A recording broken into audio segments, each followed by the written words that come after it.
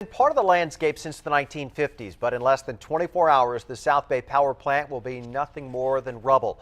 A well-planned implosion will take place tomorrow morning, and 10 News reporter Bob Lawrence shows us the final preparations for the big boom, years in the making. After years of starts and stops, the implosion is finally going to happen. And for some nearby residents, they can't wait to see it happen. Some, however, are sad to see it go. As Eddie Nunez grabs a few photos as souvenirs, he admits he's probably in the minority. It's something that I grew up with, and it's kind of sad to see it go. But, here I am. Paying my last respects, I guess. Because other longtime residents, like avid bike rider Sylvia Gonzalez, are saying good riddance to an eyesore. I was happy, very happy. But of course, we've been hearing that for a long time. True enough, the plant was idled in December of 2010.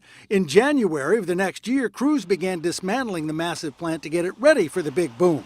That's where Dicon Demolition enters the picture. Hired to implode the power plant, Dicon gained a YouTube audience in 2010 when the company imploded the old Texas Stadium. For the South Bay project, the power plant will also collapse on itself, starting with a cloud of dust. After the dust cloud is you'll hear, actually, the 200 pounds of detonating charges, and they're igniting the 300 pounds of dynamite. But prior to anything going boom, Chula Vista Police and the Highway Patrol will see to it that the surrounding areas are free of spectators, and that includes the sensitive wetlands in front of the power plant. Among those excited to see it happen is Mary Salas, who long before she was a council member grew up in the nearby neighborhood of Harborside and watched her dad organize an effort to try and stop it.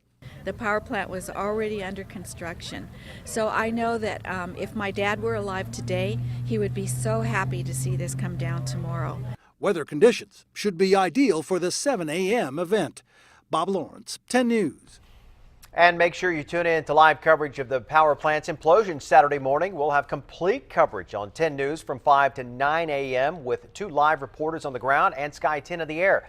We're going to carry the implosion live and bring you the reaction and replays throughout the day on 10 News and 10news.com.